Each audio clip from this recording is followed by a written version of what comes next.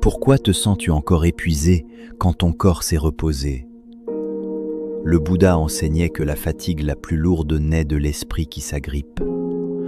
Cette lassitude silencieuse ne disparaît ni avec le sommeil, ni avec les vacances, car elle vient d'un combat intérieur que tu ignores parfois.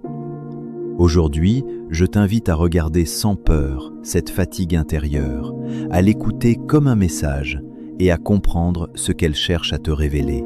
Nous explorerons ensemble des clés anciennes du Dharma, simples et profondes, capables d'alléger ce poids invisible. Rien ne sera imposé, tout sera observé avec douceur et lucidité. Si une phrase résonne en toi, écris en commentaire « Je choisis de m'alléger maintenant ». Abonne-toi et reste jusqu'à la fin, car une vérité rarement comprise t'attend et elle peut transformer ta relation à l'effort, au repos et à toi-même. Accueille ce chemin avec patience, présence, courage et bienveillance. Dans les enseignements du Bouddha, la fatigue intérieure n'est jamais considérée comme un simple déséquilibre physique. Dès les premières écoles du bouddhisme ancien, notamment dans le Theravada, la souffrance est comprise comme dukkha, une tension profonde de l'existence liée à l'attachement, à l'ignorance et au désir. Le Bouddha observait que même lorsque le corps est immobile, l'esprit peut continuer à courir sans repos, nourri par des pensées répétitives, des attentes et des peurs. Dans le Dharma, cette agitation mentale est vue comme une cause majeure d'épuisement invisible. Les enseignements originels expliquent que l'être humain se fatigue parce qu'il résiste constamment à l'impermanence. Il veut que les choses durent, que les émotions agréables restent, que la douleur disparaisse rapidement. Cette lutte intérieure consomme une énergie immense. Les écoles ultérieures, comme le Mahayana, ont approfondi cette vision en parlant de l'illusion d'un soi séparé qui doit sans cesse se défendre, se prouver, se maintenir. Cette construction mentale, que l'on appelle l'ego, devient une source continue de tension et donc de fatigue. Dans le monde moderne, cette compréhension s'est en grande partie perdue. La fatigue est souvent réduite à un manque de sommeil ou à un problème d'organisation.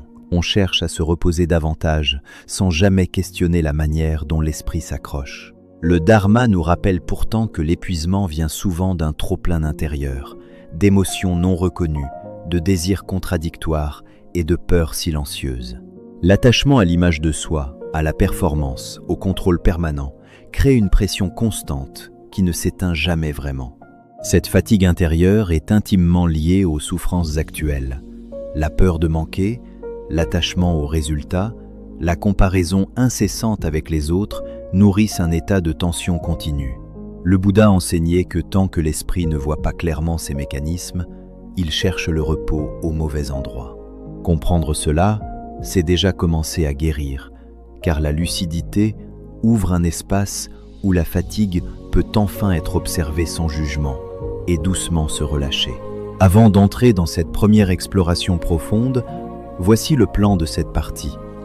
Nous allons traverser 7 principes issus du Dharma qui expliquent pourquoi la fatigue intérieure persiste malgré le repos.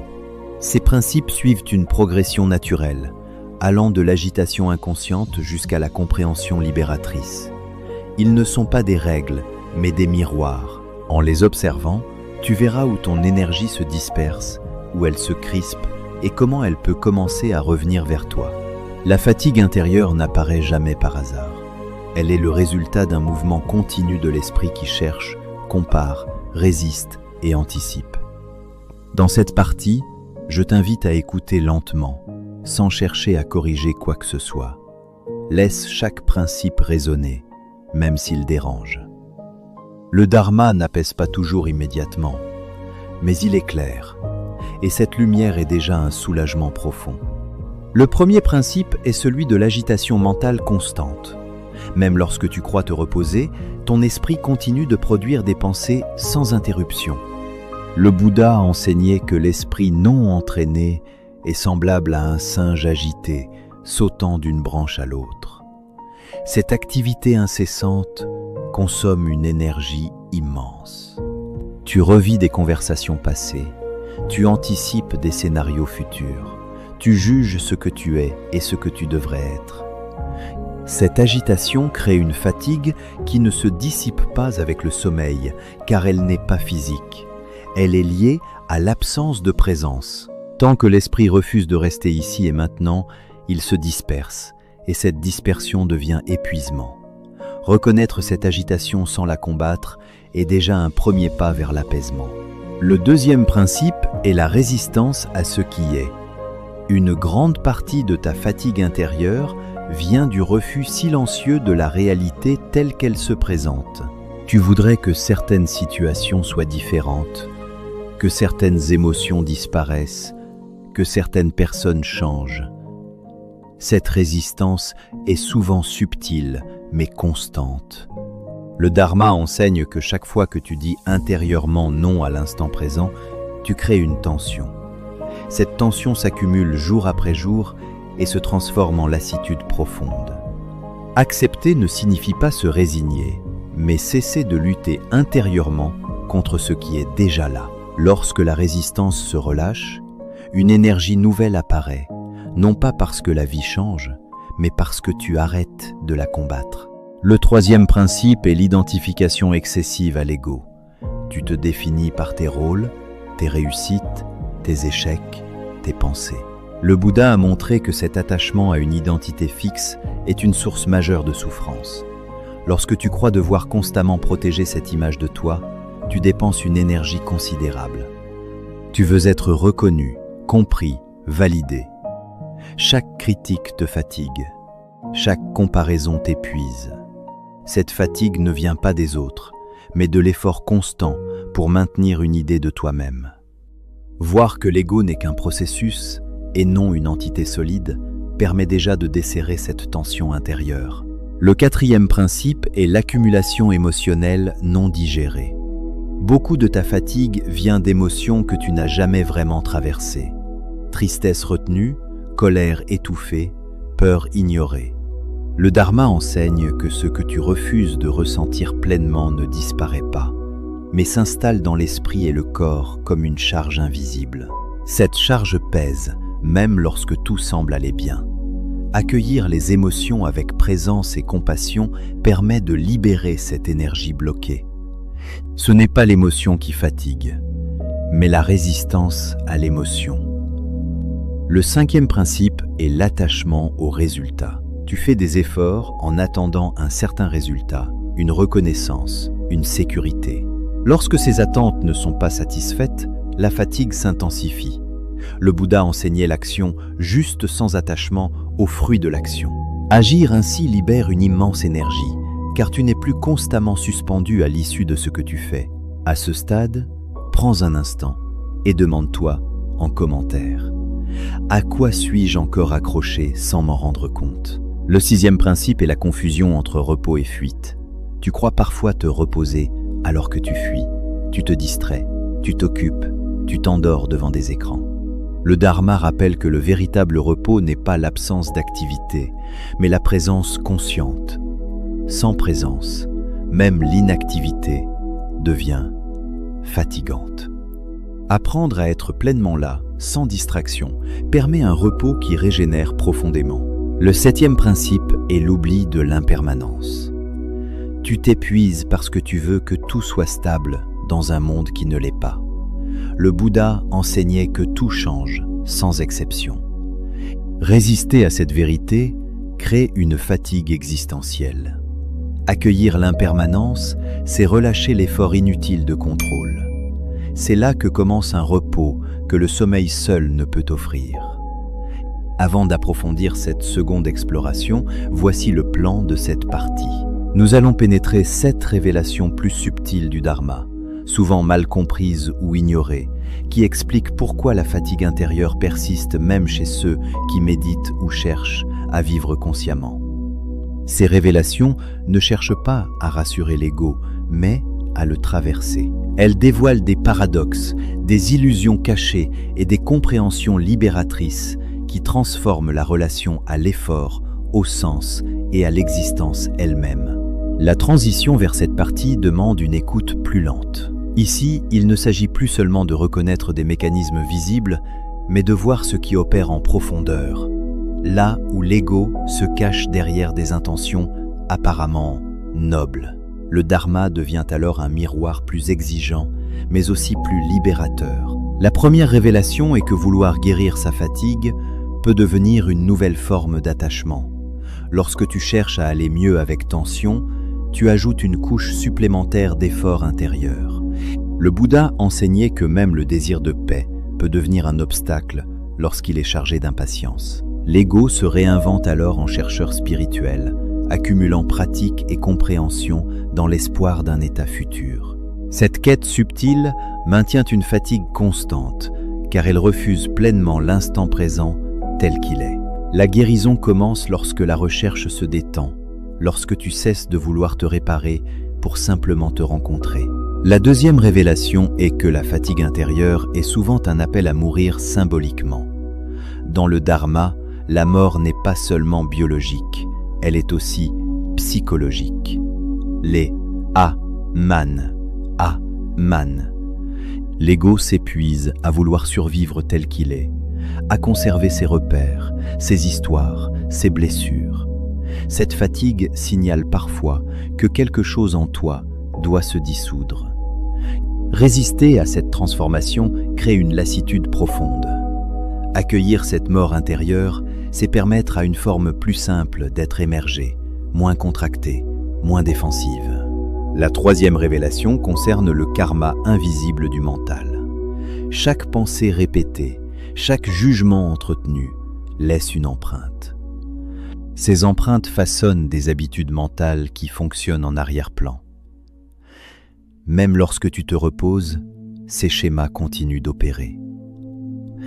Le dharma enseigne que la fatigue n'est pas seulement liée à ce que tu fais aujourd'hui, mais à ce que ton esprit répète depuis longtemps. Voir ces conditionnements sans s'y identifier permet de desserrer leur emprise et de libérer une énergie profondément enfouie. La quatrième révélation est que la fatigue intérieure est nourrie par l'illusion de séparation. Tant que tu te vis comme un individu isolé face au monde, tu portes tout seul le poids de l'existence. Le Mahayana enseigne l'interdépendance de tous les phénomènes.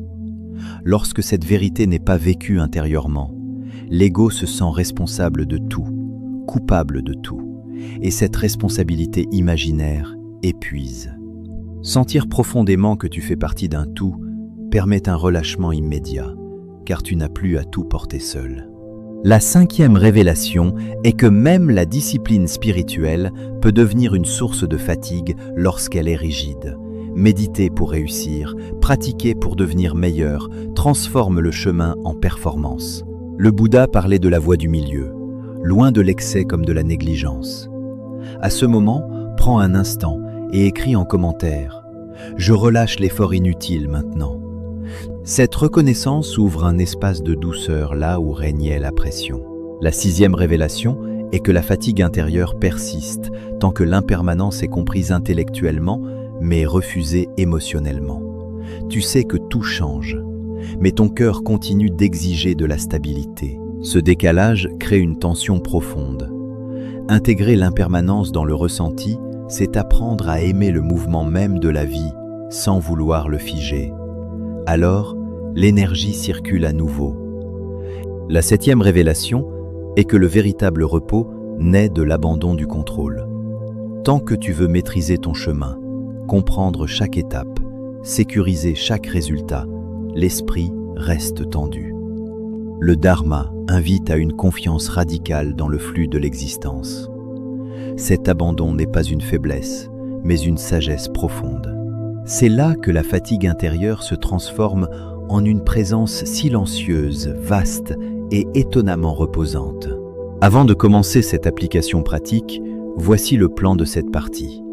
Nous allons parcourir 7 pratiques issues du Dharma, simples en apparence, mais profondes dans leurs effets. Chacune agit sur une couche différente de la fatigue intérieure. Elle ne cherche pas à ajouter quelque chose à ta vie, mais à retirer ce qui pèse inutilement. Ces pratiques seront présentées 2 par 2 afin que tu puisses les intégrer lentement, sans précipitation. Elles touchent à la respiration, à la présence, à la relation aux émotions, à la compassion, au corps, à la parole intérieure et au lâcher-prise. Si tu les écoutes avec sincérité, elles deviennent des portes vers un repos que rien d'extérieur ne peut offrir. La transition vers la pratique demande une intention claire. Il ne s'agit pas de réussir ces exercices, ni de les faire parfaitement. Le Bouddha enseignait que la pratique juste commence par une attitude juste. Approche ces propositions comme des invitations. Tu peux les explorer une à une, les laisser mûrir, les adapter à ton rythme. La fatigue intérieure se dissout rarement par la force. Elle se relâche lorsque tu cesses de te violenter intérieurement et que tu entres dans une relation plus douce avec ton expérience. La première pratique est la respiration consciente comme refuge intérieur.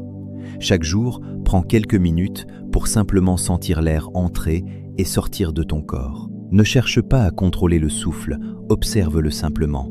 Lorsque l'esprit s'agite, ramène ton attention sur la sensation physique de la respiration. Le Dharma enseigne que le souffle est toujours dans l'instant présent. En revenant à lui, tu sors naturellement des ruminations et des anticipations. Cette pratique apaise la fatigue en coupant le flux incessant des pensées. Peu à peu, tu découvres que le repos ne dépend pas des circonstances, mais de ta capacité à revenir ici, encore et encore. Si des résistances apparaissent, accueille-les sans jugement.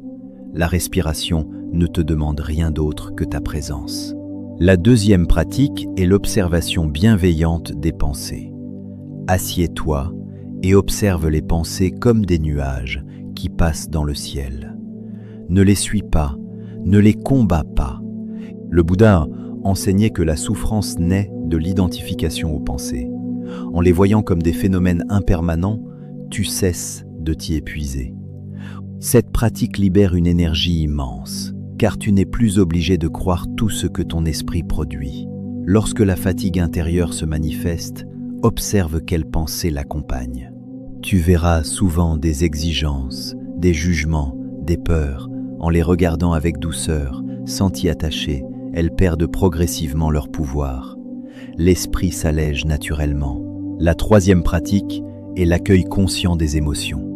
Lorsque la fatigue apparaît, demande-toi quelle émotion est présente sous la surface. Tristesse, colère, peur, découragement. Au lieu de la repousser, offre-lui un espace. Le Dharma enseigne que les émotions sont des messagères. Les ignorer les rend plus lourdes. En les accueillant avec respiration et présence, tu libères l'énergie qu'elles retenaient. Cette pratique transforme la relation à l'émotion. Elle n'est plus une ennemie, mais une expérience passagère. Peu à peu, l'esprit cesse de se crisper et la fatigue se transforme en compréhension. La quatrième pratique est la pause consciente dans l'action. Plusieurs fois par jour, arrête-toi volontairement quelques instants. Pose ce que tu fais, sens ton corps, observe ton état intérieur. Le Bouddha enseignait l'importance de la pleine conscience dans chaque activité. Cette pause brise l'automatisme qui épuise. Elle te rappelle que tu n'es pas obligé de courir sans cesse. En intégrant ces micro-pauses, tu changes profondément ton rapport au temps et à l'effort. L'énergie cesse de se disperser. La cinquième pratique est la cultivation de la compassion envers toi-même. Beaucoup de fatigue vient de la dureté intérieure. Parle-toi comme tu parlerais à un être cher. Lorsque tu te sens épuisé, offre-toi des paroles de compréhension. Le Dharma enseigne que la compassion est une force guérissante. En cessant de te juger, tu libères une tension profonde. Cette pratique adoucit l'ego et crée un espace intérieur plus vaste et plus reposant. Prends un instant pour poser une main sur ton cœur et répéter intérieurement des paroles de bienveillance. La sixième pratique est l'ancrage dans le corps. La fatigue intérieure est souvent accompagnée d'une déconnexion corporelle. Prends le temps de sentir tes appuis, tes sensations physiques, tes mouvements. Le Bouddha enseignait que le corps est un support précieux pour la présence. En revenant aux sensations, tu sors de l'excès mental. Cette pratique ramène l'énergie dans le corps et stabilise l'esprit. Marcher en pleine conscience est un excellent moyen d'intégrer cela au quotidien. La 7e pratique est le lâcher-prise conscient en fin de journée. Avant de dormir, revis mentalement ta journée et laisse partir ce qui n'a plus besoin d'être porté. Le Dharma enseigne l'art de déposer les fardeaux. Remercie intérieurement les expériences, puis relâche-les. Cette pratique prépare un repos profond, car l'esprit cesse de ruminer. Tu t'endors non pas dans la fuite, mais dans l'acceptation. Peu à peu, la fatigue intérieure perd sa densité et une paix simple s'installe. Tout au long de ce chemin, tu as vu que la fatigue intérieure n'est pas une ennemie à combattre, mais un langage à comprendre. Elle n'apparaît pas pour te punir, mais pour te montrer où ton esprit se crispe, où ton cœur résiste, où ton énergie se disperse. Le Bouddha n'enseignait pas comment éliminer la fatigue par la force, mais comment voir clairement les causes de la souffrance afin qu'elle se dissolve d'elle-même. Lorsque la lucidité remplace la lutte, quelque chose se détend naturellement. Tu as compris que cette lassitude profonde ne vient pas d'un manque de repos extérieur, mais d'un excès de tension intérieure. L'agitation mentale, la résistance à ce qui est, l'identification à l'ego, l'accumulation émotionnelle, l'attachement au résultat, la confusion entre repos et fuite, et l'oubli de l'impermanence forment un cercle invisible qui épuise lentement. Voir ces mécanismes n'est pas une accusation, c'est une libération. Ce que tu vois clairement commence déjà à perdre son pouvoir. Les révélations plus profondes t'ont invité à regarder là où l'ego se cache subtilement, même dans la quête de guérison. Tu as découvert que vouloir aller mieux peut devenir une nouvelle prison, que la fatigue annonce parfois une transformation nécessaire, que le karma mental agit en silence et que l'illusion de séparation te fait porter un poids qui n'est pas le tien. Tu as aussi vu que la rigidité spirituelle fatigue autant que la négligence et que l'impermanence doit être ressentie, pas seulement comprise. Enfin, tu as touché cette vérité simple et exigeante. Le véritable repos naît lorsque le contrôle est relâché. Les pratiques proposées ne sont pas des solutions rapides, mais des compagnonnes de route. La respiration consciente, l'observation des pensées, l'accueil des émotions, la pause dans l'action, la compassion envers toi-même, l'ancrage dans le corps et le lâcher-prise quotidien sont autant de manières de vivre autrement, avec moins de violence intérieure. Elles n'ajoutent rien, elles retirent. Elles n'exigent pas plus d'efforts, elles invitent à en faire moins. Le Dharma te rappelle que l'éveil ne consiste pas à devenir quelqu'un de différent, mais à cesser de t'épuiser à vouloir être autre que ce que tu es dans l'instant. Peut-être que la fatigue intérieure ne disparaîtra pas immédiatement, et c'est très bien ainsi. Le Bouddha enseignait la patience profonde, celle qui ne cherche pas de résultats immédiats. Chaque fois que tu observes sans juger, chaque fois que tu accueilles sans résister, tu changes déjà ta relation à la fatigue. Elle n'est plus un obstacle, mais une porte. Elle t'invite à ralentir, à écouter, à revenir à l'essentiel. Souviens-toi que le repos véritable n'est pas une absence de mouvement, mais une présence sans tension. Tu peux être actif et profondément reposé, ou immobile et intérieurement épuisé. La différence réside dans la manière dont tu habites l'instant. Lorsque l'esprit cesse de se battre contre la vie, l'énergie revient naturellement, comme une eau qui s'écoule sans entrave. Je t'invite à garder une question vivante après cette écoute. Et si ma fatigue n'était pas un problème à résoudre, mais une sagesse à écouter? Laisse cette question t'accompagner dans les jours à venir. Si ce chemin t'a parlé, abonne-toi pour continuer l'exploration du Dharma et partager cette sagesse avec d'autres chercheurs. La voie est longue, mais chaque pas posé avec présence est déjà un repos.